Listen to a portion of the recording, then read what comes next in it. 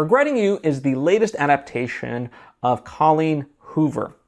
Now, this is a film that stars Allison Williams. You know her from Get Out, as well as Dave Franco, alongside just wonderful up-and-coming actors. Now, as far as the overall premise, it's about this mom, played by Allison Williams, who's kind of grappling with the death of her husband, as well as her sister, right? Tragic deaths. Now, Dave Franco plays the husband of her sister, right? So that's her brother-in-law. And, you know, there's kind of this intrigue around their deaths and so forth. But, you know, you can kind of get it from the trailer overall. You know, so it is a little bit of a melodrama, right? But we use the term melodrama oftentimes as a pejorative when it doesn't have to be. It's just a heightened sense of emotion, a lot of things happening, and whatnot.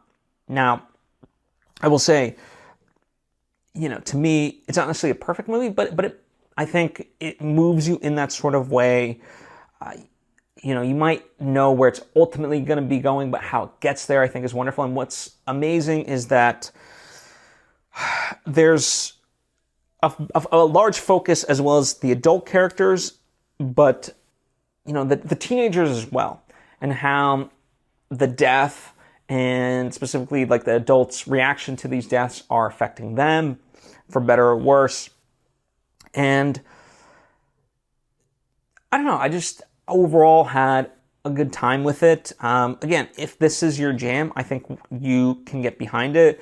And, you know, it's not like a coming-of-age story necessarily, but I like these sorts of movies, and I can get behind them, you know?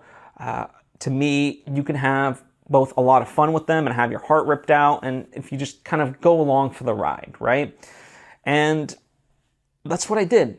And so I had a great time with it. Again, it's not necessarily for everybody, but it's one of those movies, even like This Ends With Us, the drama of it aside, or like Anyone But You, like where it's not really a critic's movie, right? But I think the people it's designed for, as far as the mainstream audiences, they can gravitate towards it and really have a fun time with it.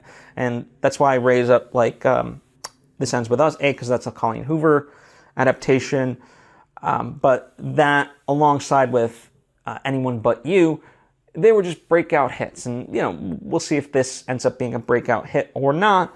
But I just think there's a mass appeal there for audiences.